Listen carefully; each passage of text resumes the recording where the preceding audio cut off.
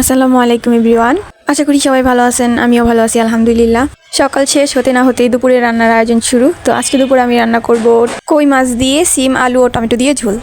আমি এখানে কই মাছগুলোকে আগেই মশলা ও লবণ দিয়ে ম্যারিনেট করে রেখেছিলাম। এবার আমি অফ ক্যামেরায় মাছগুলোকে ভেজে নেব। মাছগুলো ভেজে নিয়েছি। এবার অন্যদিকে একটা কড়াইতে তেল গরম করে পেঁয়াজ কুচি ও মরিচ দিয়ে হালকা করে ভেজে নেব। এবার দিয়ে দিলাম স্বাদ মতো লবণ। এবার দিলাম পরিমাণ মতো আদা রসুন বাটা। এবার আদা রসুনটাকে ভালোভাবে পেঁয়াজের সাথে ভেজে নিয়ে দিয়ে দিলাম সামান্য পরিমাণ পানি। এবার দিয়ে দিলাম গুঁড়ো মশলা। এবার সবগুলোকে একসাথে ভালোভাবে আমি কষিয়ে নেব। মশলা কষানো শেষ। এবার আমি সিম, আলু ও টমেটো দিয়ে ভালোভাবে মশলার সাথে কষিয়ে নেব।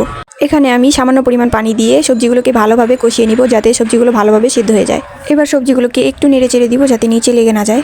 সবজিগুলো সেদ্ধ হয়ে গিয়েছে, কষানো শেষ। এবার আমি পরিমাণ মতো ঝোল দিয়ে দিব। ঝোলটা বলক চলে এসেছে। এবার আমি মাছগুলো দিয়ে ভালোভাবে 10 থেকে 15 মিনিট জাল করে নেব। রান্না প্রায় শেষ। এবার আমি উপরে ধনিয়া পাতা ছিটিয়ে তরকারিটা নামিয়ে নেব। এই তো রান্না কমপ্লিট। আজকের জন্য এই পর্যন্তই। সবাই ভালো থাকবেন, সুস্থ থাকবেন। আল্লাহ হাফেজ।